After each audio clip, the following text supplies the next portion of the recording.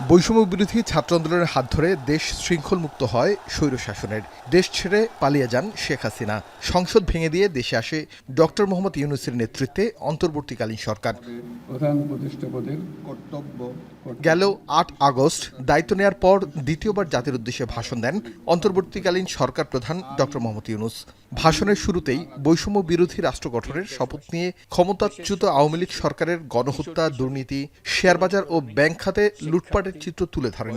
বলেন, কমিশন গঠনের মাধ্যমে দীর্ঘমেয়াদী ব্যাংক খাত সংস্কার করা হবে, সেজন্য সবাইকে ধৈর্য ধরতে হবে। প্রধান উপদেষ্টা বলেন, জনস্বার্থের বিপরীতমুখী একটি রাষ্ট্র কাঠামোর ওপর দাঁড়িয়ে দেশ গড়তে হচ্ছে আমাদের। ছাত্র জনতার আন্দোলনে গণহত্যার বিষয়ে জাতিসংঘের প্রতিনিধি দলকে তদন্তে সহায়তায় আহ্বান জানিয়েছেন তিনি। আইন শৃঙ্খলার ক্ষেত্রে জনমুখী ও দলীয় প্রভাবমুক্ত জবাবদিহিমূলক কাঠামো সৃষ্টির লক্ষ্যে পুলিশ কমিশন গঠন করা হবে।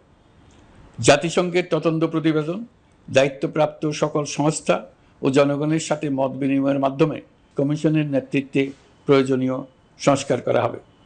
বাংলাদেশকে আর কোনোদিন কেউ যেন কোনো পুলিশি রাষ্ট্রে পরিণত করতে না পারে তার ব্যবস্থা করা হবে। অভিযোগ করে অন্তর্বর্তীকালীন সরকার প্রধান বলেন, গেল ১৫ বছরে সেনাবাহিনী, র্যাব, পুলিশকে গুম খুনের কাজে লাগিয়ে কলঙ্কিত করেছে আওয়ামী লীগ সরকার। যারা অপরাধের সাথে জড়িত তাদের শাস্তির আওতায় আনা হবে।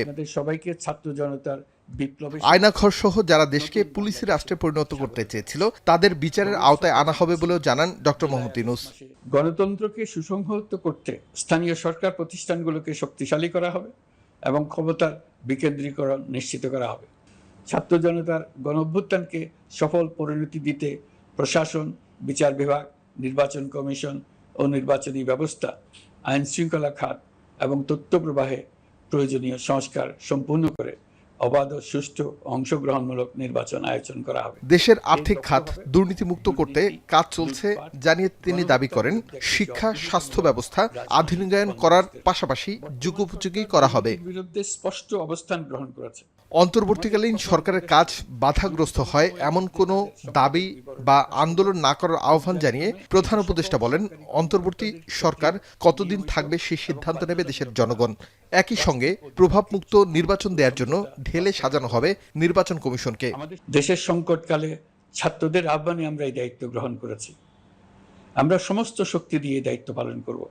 আমাদের উপদেষ্টা মণ্ডলীও এই লক্ষ্যে উদ্বুদ্ধ হয়ে সবাই মিলে একটা টিম হিসেবে কাজ করে যাচ্ছি। কখন নির্বাচন হবে সেটা সম্পূর্ণ রাজনৈতিক সিদ্ধান্ত, আমাদের সিদ্ধান্ত নয়। দেশবাসীকে ঠিক করতে হবে আপনারা কখন আমাদেরকে ছেড়ে দেবেন। আমরা ছাত্রদের আহ্বানে এসেছি, তারা আমাদের প্রাথমিক নিয়োগকর্তা। দেশের আপামর জনসাধারণ আমাদের নিয়োগ সমর্থন করেছে। আমরা ক্রমাগতভাবে সবাইকে বিষয়টি স্মরণ করিয়ে যাব, যাতে হঠাৎ করে এই প্রশ্ন উত্থাপিত না হয়, আমরা কখন যাব। তারা যখনই বলবে আমরা চলে যাব। প্রবাসীদের অর্থ বৈধ চ্যানেলে পাঠানোর অনুরোধ করে ডক্টর মোহাম্মদ ইউনূস বলেন, পৃথিবীর মানুষের কাছে বাংলাদেশকে শ্রদ্ধার স্থান হিসেবে গড়ে যেতে চাই। গত 16 বছরের অনেক দুঃখ কষ্ট আপনাদের জমা আছে, সেটা আমরা বুঝি। আমাদের যদি কাজ করতে না দেন তাহলে এই দুঃখ ঘোচানোর সকল পথ বন্ধ হয়ে যাবে। আরিফ হোসেন, এখন, ঢাকা।